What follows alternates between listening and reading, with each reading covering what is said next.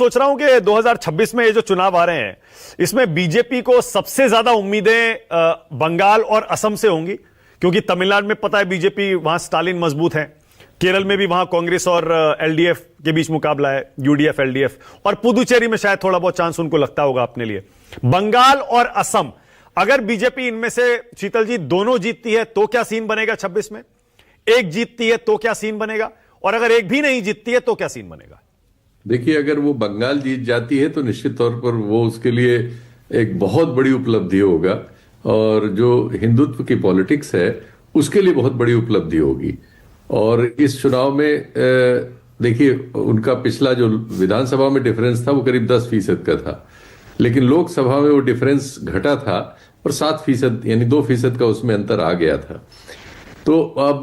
वहां बहुत सारी चीजें हो रही हैं, जो एसआईआर को लेके जो चीजें हो रही हैं वो हमारे सामने है, एसआईआर का इफेक्ट होता है वो भी हमारे सामने है। अब लेकिन एक चीज का दूसरा भी इफेक्ट होता है कि जो सत्ता में रहते हैं, अगर वो कुछ चुनाव से पहले औरतों वगैरह के लिए कोई ऐसा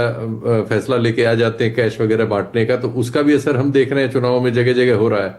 तो अभी हमें देखना है कि ममता बनर्जी के अपने कौन से कार्ड्स हैं जो वो प्ले करने वाली हैं। जो कार्ड्स बीजेपी को प्ले करना है वो तो मैदान में है, घुसपैठिया की समस्या पे सांप्रदायिक ध्रुवीकरण करने पर वो पूरी तरह से आमादा है और साफ साफ बात कर रहे हैं, उसमें कोई छुपा ही नहीं रहे। तो और बगल में बांग्लादेश में जिस तरह से चीजें घट रही हैं वो उनको फायदा पहुंचा रही हैं, क्योंकि बांग्लादेश में इस समय अराजकता है। और हम तो एक ही देश थे, 47 से पहले तो हम एक ही देश थे, अभी हमारा 70-80 साल का ही अलग इतिहास है, और उनका तो 71 में बने हैं वो। तो वहां जाहिर है वो अपने अल्पसंख्यकों के साथ जो कुछ करते हैं उसका रिएक्शन राजनीतिक रूप से यहाँ होता है, यहाँ जो कुछ होता है उसका रिएक्शन वहां होता है, एक दूसरे को रेसिप्रोकेट करते हैं। तो वो सब चीजें मिलजुल के एक कठिन चुनौती में ममता बनर्जी को डाल रही हैं। और आमने सामने की लड़ाई जितनी क्लोज होगी उतना बीजेपी को एडवांटेज होगा। तो मुख्य लड़ाई तो यही होनी है। आसाम में जरूर आदिवासी इलाकों में बहुत अनरेस्ट है इस समय, और जो कांग्रेस के नेता हैं वो उनके पुत्र जो है सैकिया साहब के, वो जो है काफी इफेक्टिव है मतलब वहां पर, और उनके बहुत सारे मामलों में उनके खिलाफ मुख्यमंत्री भी बहुत मतलब उनको विदेशी उनकी पत्नी वगैरह का मूल लेके चीजें कह रहे हैं, लेकिन मैंने ये पाया कि वहां काफी रिस्पांस उनको है।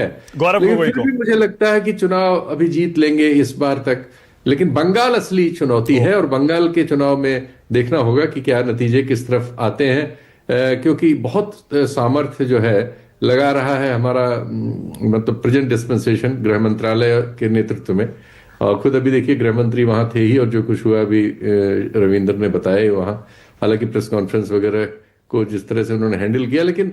ऐसा करते रहते हैं, अमित शाह जी का ये स्टाइल ही है, वो बहुत सारे उन सवालों को जो अप्रिय होते हैं इसी तरह से टाल देते हैं। जैसे उन्होंने वहां उससे कहा कि भाई तुम बंगाल के बारे में बात करो, अपनी पार्टी हम संभाल लेंगे। लेकिन असली मुद्दा तो वहां सांप्रदायिक ध्रुवीकरण का है, क्योंकि वहां जो लीडर ऑफ अपोजिशन है, जो पहले ममता बनर्जी के ही राइट हैंड हुआ करते थे, और लेफ्ट से सत्ता छीनने में जिनकी बहुत बड़ी भूमिका थी उस